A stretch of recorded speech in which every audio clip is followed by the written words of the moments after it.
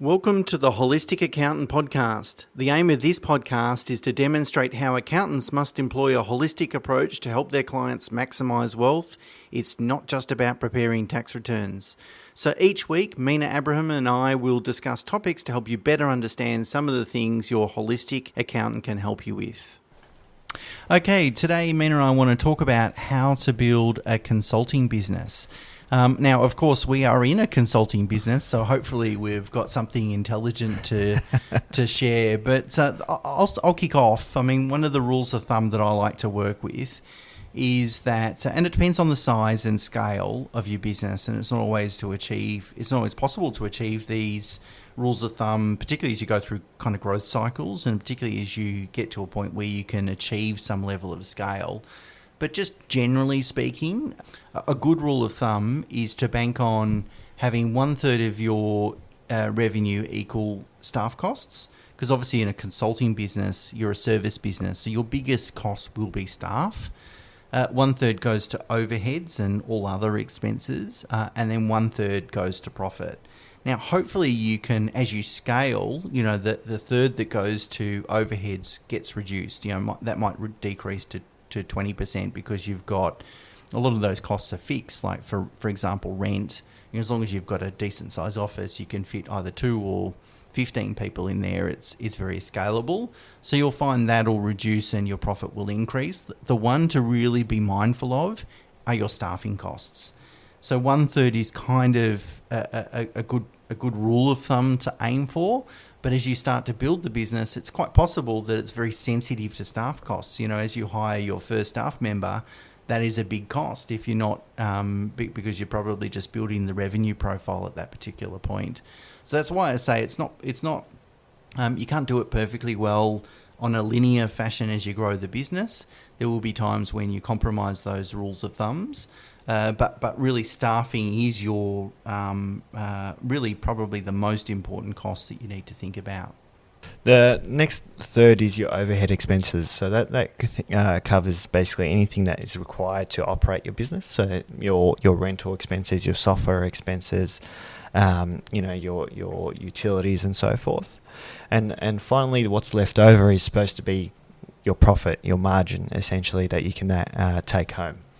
One thing that I've learnt in nearly 20 years of running a business is expense management is still an important thing to do. So quite often we don't want to get dragged down into the minutiae of business, and if we sign up for a particular software tool or engage a particular supplier that might not cost a whole lot of money, it's tempting to think that it's no longer important. Expense management is no longer important. It is true that you should really focus on top-line revenue growth.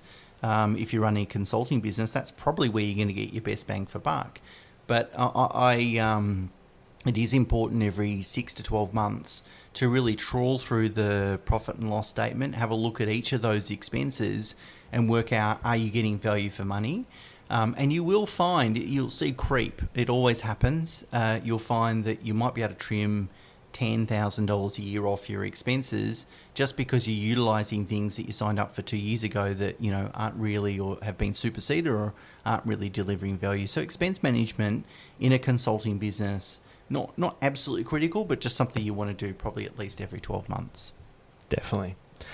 And going back to staff, being in a consulting business, you can't really build a great business with mediocre staff, for the lack of a better term.